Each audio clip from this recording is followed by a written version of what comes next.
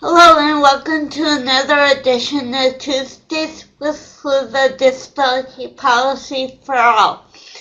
Today we have the great fortune to be talking to David Hoff, who is a program director at the Institute on Community Inclusion in Boston, Massachusetts. So welcome, David. Oh, thank you. Glad to be here, Liz. Thank you.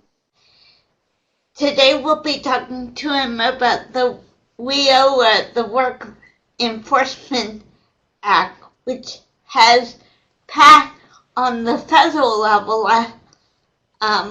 last year. But we'll be talking to David about the state plans and what's going on the state level. So the first question is, now that WIOA has passed on the federal level, what is the purpose of having state plans? Well, so as you noted, that the Workforce Innovation and Opportunity Act was passed at the federal level. To give a little context, this is the law that, among other things, impacts the vocational rehabilitation program. It's basically the rules for how the vocational rehabilitation program will operate, as well as a bunch of other what are called workforce development systems. So obviously, it's critically important to people with disabilities about how the program that's supposed to help them get jobs operates.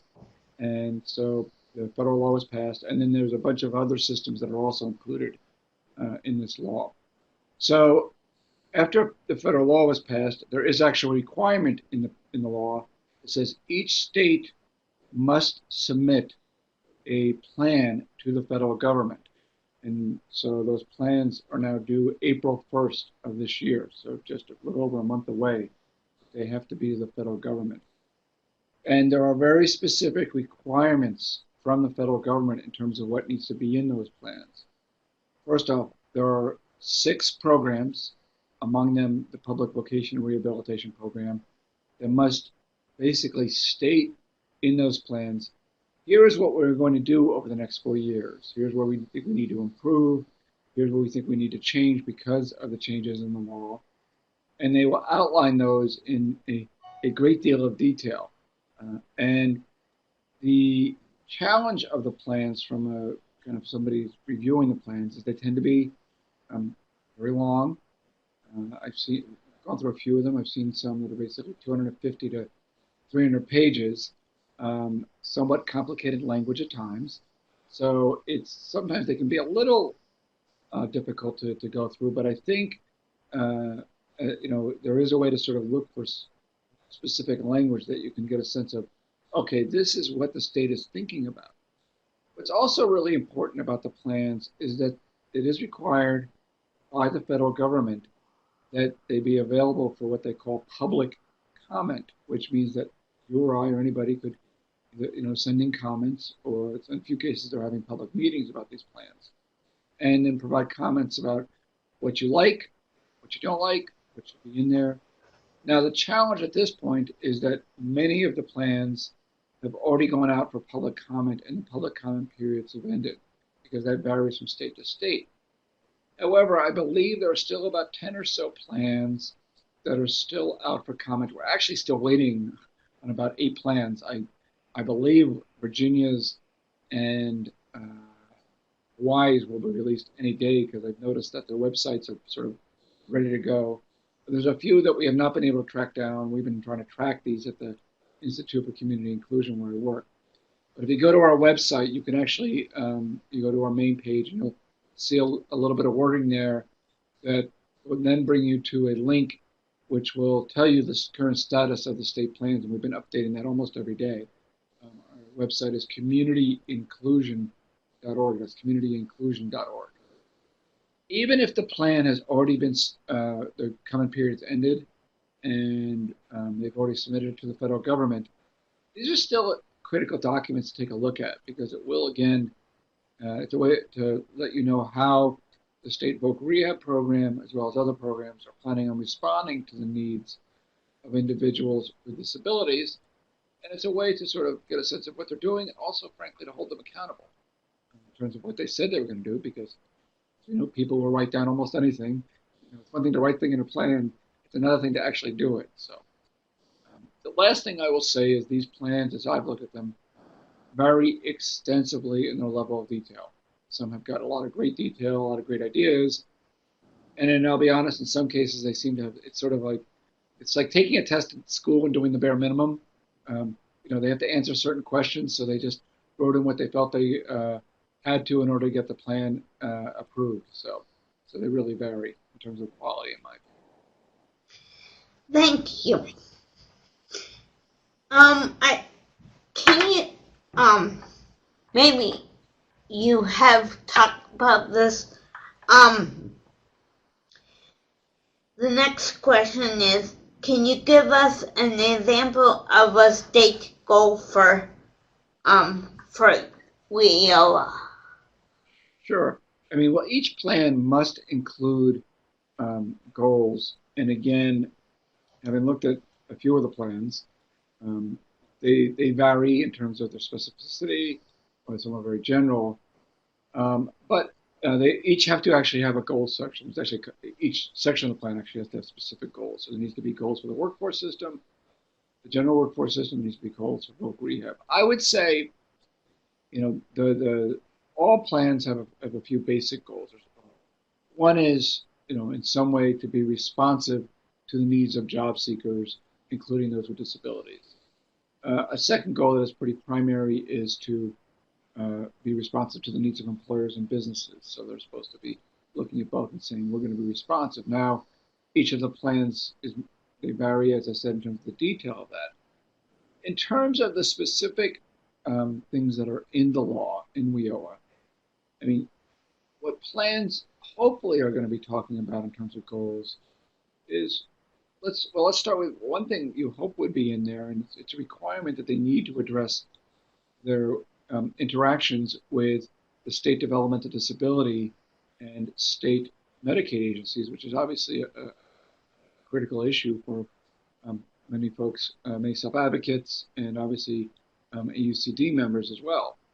So you hope one of the goals is improved cooperation and working together between voc rehab and the state developmental disability agency that will lead to better employment outcomes for individuals with intellectual and developmental disabilities.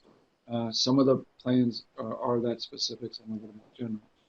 I would say another thing that you're hoping is in there in some pretty clear language is the fact that under this law, public vocational rehabilitation must expand its role in terms of transition from school to adult life. So hopefully there are good goals about public vocational rehabilitation's role in terms of transition. The individuals they're going to target, their plans to work better with schools. Ultimately, hopefully, their plans to help young people with disabilities leave school prepared for employment. It's real jobs, real wages, instead of lives which are often too much characterized by unemployment, spending their days in a shelter workshop, or spend their days in an adult training center or rehabilitation center, segregated from society. That's not the outcomes we should expect. We should expect that all individuals with disabilities, including those with the most significant disabilities, are well prepared during school for jobs and careers. And again, hopefully that's among the goals in there. The other goal, and again, each plan needs to address this issue. The audience may be familiar with one-stop career centers, which are part of the general workforce system. And every single one of the plans must address accessibility. In terms of that system, it's hopeful that the workforce system will have a strong goal of enhanced access for all individuals with disabilities to the one-stop career system, which is a system that's available for anybody who needs assistance in getting a job and training, helping them move ahead on their career. So those are some examples of some of the goals that hopefully will be in there. Thank you. How can self-advocates and advocates use the tools that you develop? Well, what we did, and I already mentioned this already, that these plans are very long and there are a large number of questions that they need to respond to. So we put together a resource guide that's intended to help people guide them through the plan process. So my suggestion in terms of using that guide is as follows. I would first off, read through it. We try to make language as plain as possible. I don't pretend that it's perfect, but maybe if you need assistance, also sit down with somebody and go through what's in that guide. And then maybe you may not want to look at every section that we've indicated on that guide. So we tried to point out the sections that you might want to take a closer look at. But maybe say, okay, here is something I'm really interested in. I'm really interested in transition, for example. Or I'm really interested in seeing what the plan says about the relationship between vocational rehabilitation and the State Developmental Disability Agency. Or I'm really interested in maybe looking a little bit about what the plans are saying about the new requirements and restrictions on sub-minimum wage. So I would take that guide and go through it and see, okay, you could use it in one way, which is to literally take it and go through section by section of the entire plan. That's a lot of work, and people want to do that. I certainly would encourage that. But they may also just want to look through the guide for the areas that are most interested in them and find those sections in their state plans. The good news is generally the plans are in the exact same order as those sections of our guide for review, and almost in the same language. So if we try to do is pull the language where we said, okay, in the section that says interagency cooperation, check on what they said about the cooperation with the Medicaid agency, the mental health agency, and the developmental disability agency. So you might do a word search on interagency cooperation and guessing that you're going to find that section. Another neat thing to do in terms of a word search on these plans is just to do a word search on developmental disability, for example, and see where the plan talks about developmental disabilities, because there's certain sections where they're required to do that, but you might want to go beyond that and see what else. Or, another good word search, I think, is employment first, and see if states are talking about that. One area which I've touched on already, but I do want to add, is there was no requirement within the plan instructions for the plans to talk about these new restrictions that are coming in under sub-minimum wage. Again, just real quickly, summary of that. As of this coming July, there are new requirements in terms of before an individual can be placed in sub-minimum wage who is a youth with a disability. There's a series of steps that are required. And the hope is that that is going to reduce the use of sub-minimum wage and frankly divert individuals from sub-minimum wage employment and shelter workshops and get them into kind of typical jobs in the workplace. So that is a new thing under WIOA, a big change. It's starting this coming July. And so there's also supposed to be annual reviews of everybody in sub-minimum wage under Section 511, which is a section about the new restrictions. So I think, again, it was unfortunate, but there was no requirements in terms of the planning instructions. But I've looked through a few plans, and some of them do at least mention it. But it would be good to see if that's in there as well, what the plans are for the state in terms of implementing that new requirement. Okay, thank you. Is there anything else that you would like to talk about the subject? I think the main thing I would say to the audience is the following. This is a relatively new law. It's only about 1.5 years old. We are waiting for the final regulations to come out in June. Final regulations are kind of the details on how it will get implemented. So but at that point, this thing will be pretty much fully implemented. It is going to take, though, like any major change, Congress can write laws, they can write regulations, states can write plans. But it is up to advocates to really hold our public systems accountable in terms of what they put on paper and say, look, we expect, for example, these new restrictions to sub-minimum wage to be fully enforced. Or, for example, that making sure also that that the new transition requirements, these what we call pre-employment transition requirements, that even young people with the most significant disabilities are having access to those new services. But I would also say that there's a really critical piece about WIOA is making sure that people are well educated about the changes within it. So let me give you a couple of examples.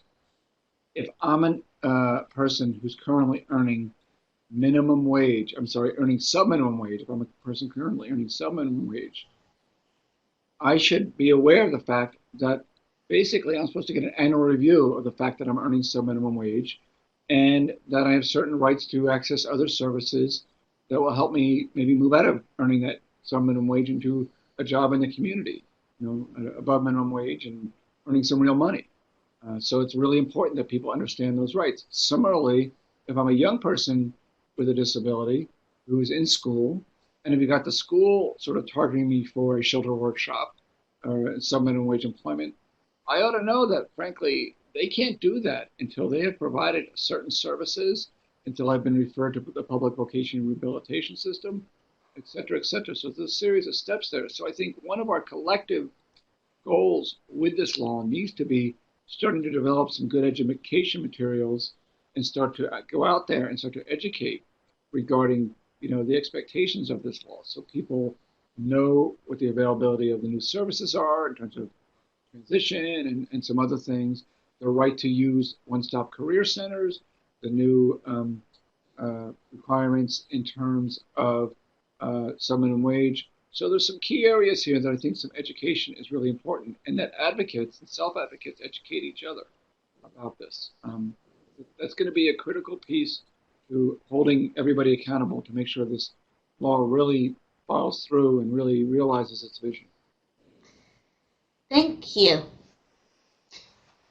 If you have any more questions about this or any other issues, any other policy issues, please go to the AUCD webpage and look for this week's In Brief.